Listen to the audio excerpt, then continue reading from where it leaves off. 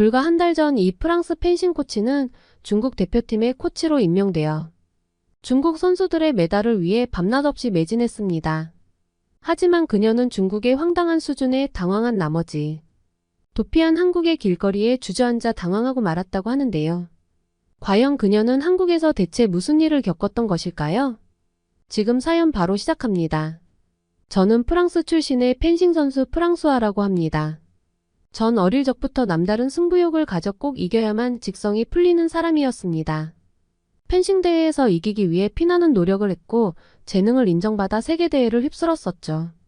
제가 프랑스 펜싱 국가대표가 될 거라는 걸 누구도 믿어 의심치 않았어요.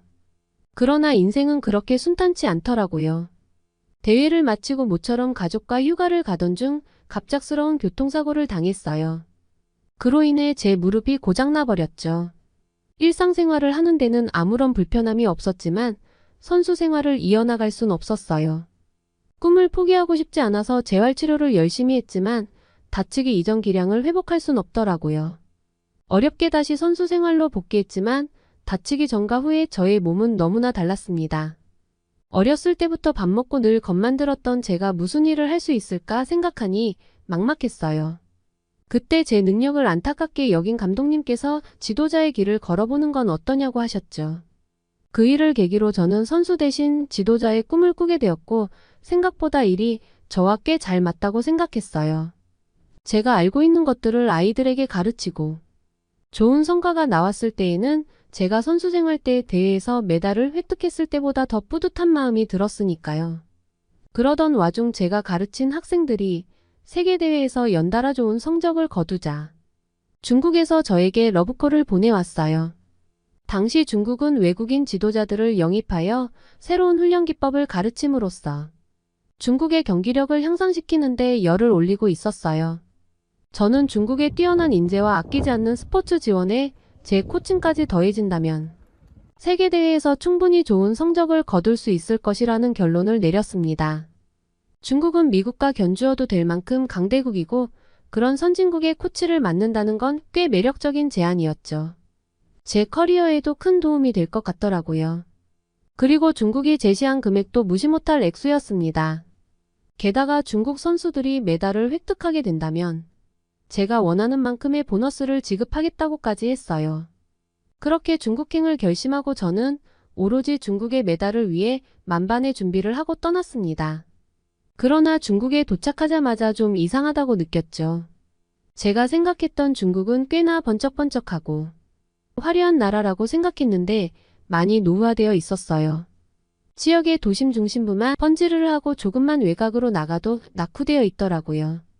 더 놀라웠던 건 길에는 수박이 쪼개져 아무렇게나 버려져 있고 새들은 그걸 쪼아먹고 있으며 쓰레기들은 여기저기 널브러져 있어서 바닥을 밟는 건지 쓰레기장을 걷는 건지 구분이 가지 않았습니다. 중국 현지 분위기를 느끼고 싶어 시장에 있는 식당을 찾았을 때도 음식을 서빙해주는 직원의 손톱 밑이 까만 때가 잔뜩 껴있는 것을 보고 아주 경악을 했습니다. 게다가 화장실은 더 충격적이었습니다. 0.5위안을 내고 들어간 화장실에는 칸막이가 허리까지 밖에 오질 않고 게다가 잠금 장치가 없더라고요. 프랑스도 화장실 사정이 좋지는 않지만 이 정도는 아니었어요. 아직도 이런 미개한 화장실이 있는지 놀랍기만 했습니다. 그래서인지 길에서 용변을 보는 사람들이 너무 많아서 눈을 어디에 둬야 할지 모를 정도였습니다.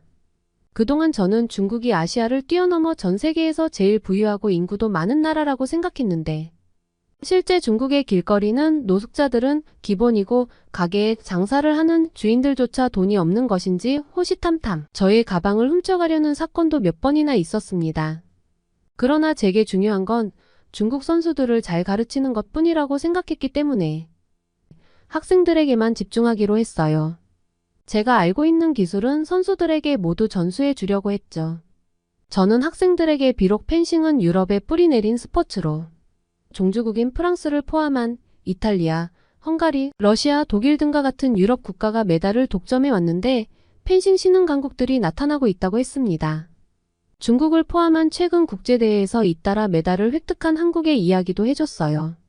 유럽의 나라들은 펜싱의 세계화를 반기면서도 편파 판정이나 오심으로 펜싱 신흥 강국들을 은근히 견제하기 시작하는데 초강대국 미국도 유럽의 나라와 붙으면 불리한 판정을 받기도 해서 한국의 대표들은 유럽 선수들과 경기하면 15점 승부가 아닌 17점에서 18점 승부를 각오하고 경기에 임하는 정도이고, 그랬기에 한국이 도쿄올림픽에서 아시아 강호인 중국을 꺾을 수 있었던 것이라고 말했죠.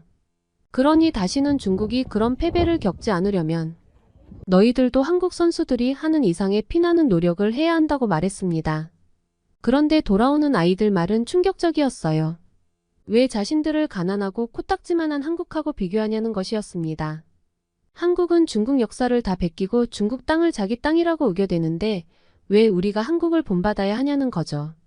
중국은 정정당당한 나라기 때문에 남의 것을 베끼는 나라를 따라하기 싫다고요.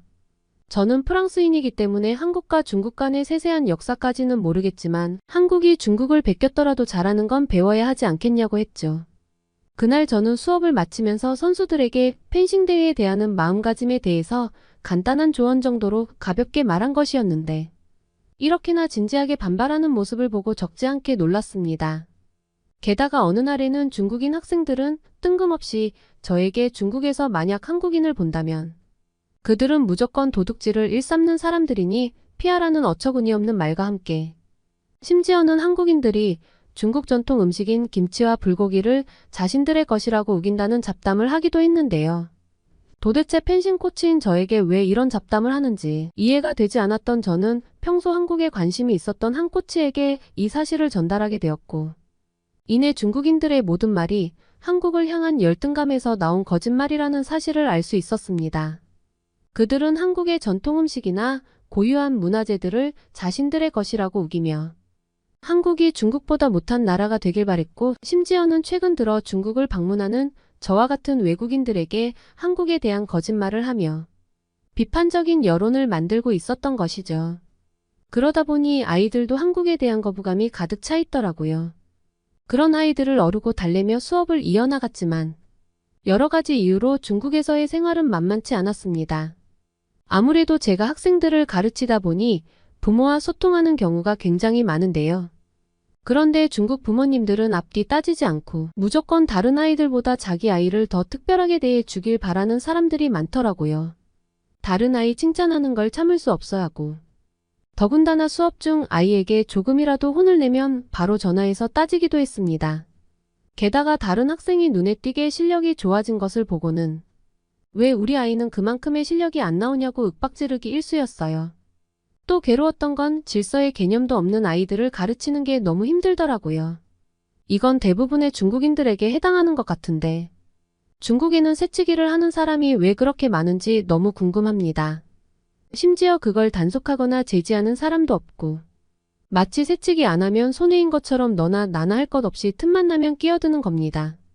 아주 이상한 질서 의식을 가졌더라고요.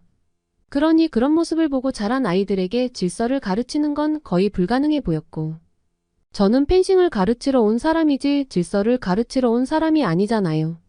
그런데 이건 펜싱 코치인지 예절 코치인지 모르겠더라고요. 낮 시간에는 질서 없는 아이들을 가르치느라 괴로웠고 저녁에는 부모님들의 항해 전화에 지쳐갔죠. 중국에서 10년은 늙은 것 같은 기분이었습니다. 계속 중국에 있다간 제가 스트레스를 받아 병이 날 것만 같았고 도저히 이 생활을 참을 수 없어 다가오는 계약 연장이 꽤 고민이 되더라고요. 그런데 중국의 에이전시에서 저의 상황을 눈치챘는지 어느 날 저를 불러 먼저 선제적인 계약 종료를 통보했습니다. 이유는 제가 한국인처럼 행동하고 이상한 여론을 형성해 중국 선수들 기량을 발휘하는데 방해가 된다는 것이었습니다. 저는 차라리 잘 됐다고 생각하면서 스스로 저를 위로했고 프랑스로 다시 돌아갈 짐을 꾸리고 있었어요. 그런데 중국에서 알게 된 미국인 코치 미셀이 한국에 자신과 친했던 동료가 이번에 집을 장만했다며 초대를 받았는데 프랑스 가기 전에 한국 여행이라도 하고 가지 않겠냐는 제안을 하더군요. 사실 곧바로 프랑스로 돌아갈 수도 있었지만 당장 프랑스로 돌아가도 딱히 할 것도 없었던 저는 미셀의 제안에 함께 한국으로 향했습니다. 그런데 한국에 도착하자마자 저는 왜 중국인들이 그렇게나 한국을 깎아내리려고 했는지 1초 만에 이해가 되기 시작했는데요. 2시간 이상 기다렸던 중국 공항과는 달리 입출국 줄이 별로 없는 것을 보고 처음엔 의아했어요. 중국 학생들 말처럼 한국이 가난하고 북한과 휴전 중이라 불안해서 한국으로 여행 오는 사람이 별로 없나 싶었는데 알고 보니 QR코드 프리패스와 지문 인식으로 빠른 출입국 서비스를 진행하고 있었습니다. 게다가 새치기 하는 사람 한 명 없이 한 줄로 줄을 서면 공항 직원의 안내에 따라 차례대로 공평하게 절차를 밟고 있었던 거죠. 중국과는 다른 시민의식이 눈에 띄더라고요. 한국은 가난한 나라가 확실하다며 저에게 펜싱 수업 도중 난리를 치던 중국인 학생들의 말이 중국의 공항보다 훨씬 규모도 크고 쾌적한 인천공항의 모습에 단번에 거짓말이라는 것을 알아차릴 수 있었고 한국의 공항 내부의 모습은 곳곳에 휴게 공간은 물론 카페나 음식점도 많아서 정말 쾌적했어요. 이 건물 안에서만 모든 걸 다 해결할 수 있겠다는 생각이 들었죠. 공항에 이렇게 세련된 최신식 백화점까지 있다니 정말 설레었어요. 공항 내부와 백화점을 1시간 동안 둘러보다가 갑자기 꾸르륵 신호가 왔고 저는 화장실을 찾아 달려가기 시작했어요. 그런데 화장실 내부로 들어간 순간 어안이 벙벙해졌어요. 아니 분명 화장실 표시를 따라 들어왔는데 화장실이 아닌 것 같은 거예요. 손 씻는 곳만 있는 건가 싶었는데 너무 깔끔해서 제가 착각했던 거였죠. 초고급 호텔에서나 볼 수 있었던 화장실이었어요. 게다가 이렇게 좋은 화장실이 공짜라니 한국 사람들은 어떻게 이렇게 인심이 좋죠? 게다가 한국은 화장실 문이 있는 걸 넘어서 화장실 칸 안에 전부 비데가 설치되어 있더라고요. 같은 아시아인데 왜 이렇게 다른 걸까요? 공공 화장실부터 사회 전반적인 인프라까지 중국과 한국이 격차는 엄청나 보였어요.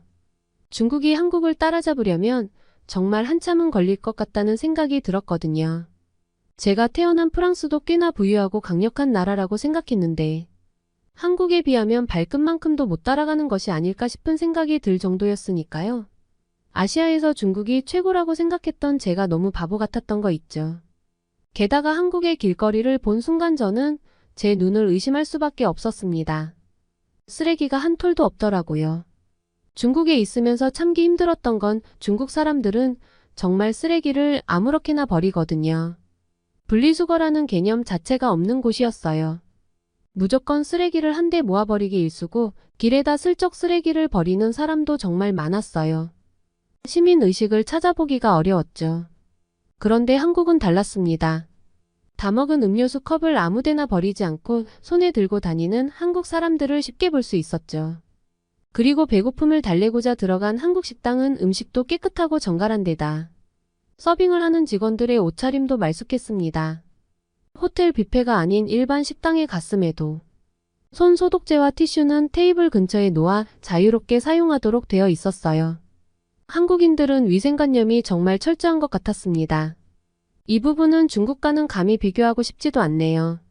무엇보다도 제 기억에 남는 것이 바로 한국 학생들이었어요. 한국 학생들의 모습을 보고 저는 한국의 펜싱팀 코치가 되겠다고 마음을 먹었는데요. 버스를 타고 이동 중이었는데 교복을 입은 한국 학생들이 버스 정류장에 모두 한 줄로 서 있는 거 아니겠어요? 누구도 새치기를 하거나 질서를 어지럽히는 학생이 없었어요. 한국의 학생들의 질서의식은 잠깐 누구에게 보여준다거나 한두 번에서 나올 수 있는 게 아니에요. 아마 중국이었다면 줄은커녕 버스를 먼저 타겠다고 서로 몸을 밀치며 아수라장이 되었을 거예요. 심지어 이미 자리를 잡고 앉아있는 한 학생은 어르신이 타자마자 슬그머니 일어나 뒷자리로 가더라고요. 그 학생의 표정에 불만스러운 모습 하나 없는 것도 놀라웠는데 주변 사람들의 모습에 더 경악했어요. 모두 다 그 모습을 당연하다고 여겼고 빈자리가 있음에도 어르신을 위해 누구 하나 앉지 않더라고요.